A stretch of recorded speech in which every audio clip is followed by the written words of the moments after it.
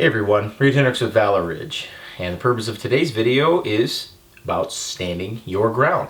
And when we're talking about standing your ground, we mean to actually plant your feet in the ground and do not allow any further encroachment against your natural rights, specifically the right to keep and bear arms.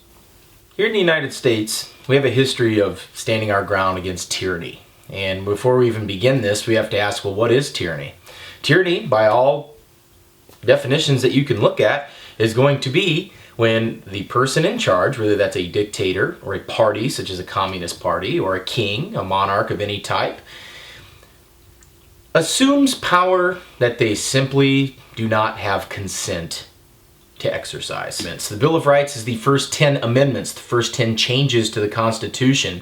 And the Bill of Rights were added to the Constitution for the specific purpose of as a guarantee to individual rights. Now, this is not an exhaustive list. These are just the most important ones that our founders thought needed to be included. And Thomas Jefferson even said that a Bill of Rights is exactly what free citizens are entitled to against their government. So the context of this is, here is what you are guaranteed in a representative form of government, specifically our democratic republic, and government cannot intrude upon those. So when they do intrude upon these, that is tyranny. They do not have the power to do so. That is what we're talking about here. Which is why I find it funny and ironic when people want to assert that the Second Amendment is only listed as attendance or participation in a militia. Some liberals will even go as far as to say the Second Amendment only applies to the National Guard. Well, the National Guard is a federal military branch which was not in existence at the time that the Bill of Rights was written. As a matter of fact, the National Guard would not be brought into fruition for at least 100 years after the Bill of Rights was written. So as the Bill of Rights is a list of individual rights and liberties, it is an individual listing of your free exercise thereof. Nowhere in the Bill of Rights do you have to participate in government to enjoy those freedoms and liberties. So that's quite an asinine argument that people say if you're not in the National Guard, that doesn't apply to the Second Amendment. If you go to any crackpot third world dictatorship in the world, their military is authorized to have guns. So the Bill of Rights does not extend to listing that the military of one's country has to be written in a founding document of individual liberty. The Bill of Rights enumerates individual rights against government, not depending upon its permission.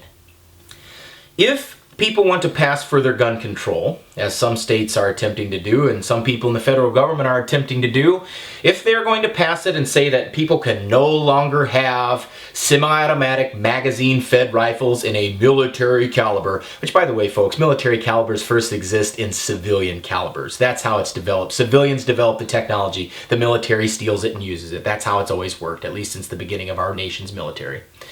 What's funny is that if you are willing to do that, if you are willing to ban these rifles and this ammunition and these magazines, I have a question for you tyrants out there. How far are you willing to go to see that this is taken through to completion?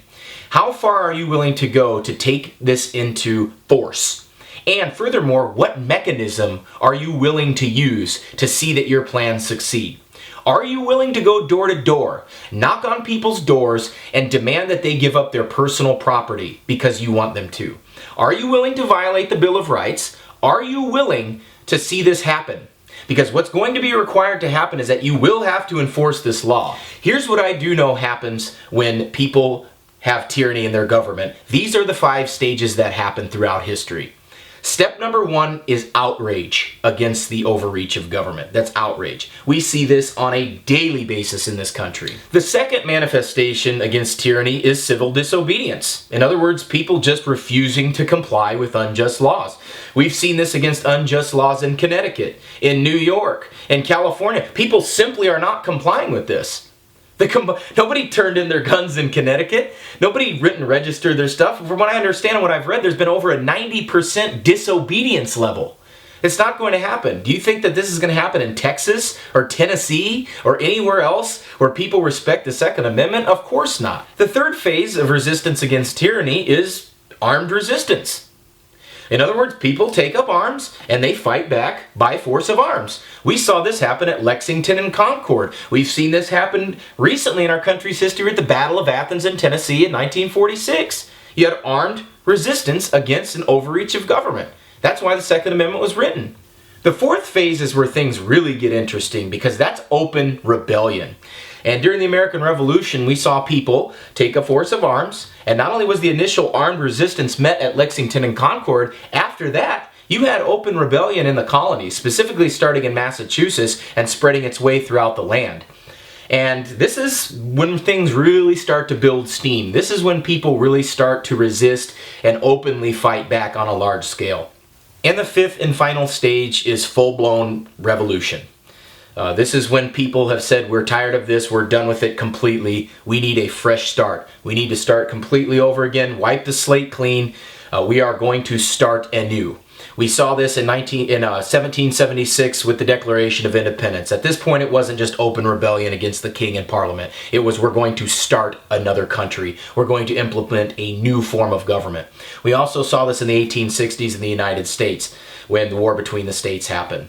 So these are, historically, folks, the 5 phases of what happens when resistance to tyranny occurs, and it happens in this order. My question to all of you people out there that want gun control is, how far are you willing to see this through? How much do you want your ideological vision to deprive Americans of their Second Amendment to the Bill of Rights, which is the amendments to our Constitution of the United States? How far are you willing to go to see bloodshed through so that your ideological goals can be met? How far are you willing to go? Because throughout history, we see this resistance. We see outrage. We see civil disobedience. We see armed resistance. We see open rebellion, and then we see revolution. So where do you want to go from here? I'm not telling you that this is absolutely what must happen. I'm telling you that historically, this is what happens. So I'm telling all you gun owners out there, stand your ground against tyranny. These people are weak paper tigers. They have big mouths and small hearts. They are not willing to see this through to the end. They are not willing to know, because they know what the end game of this is. They do know that.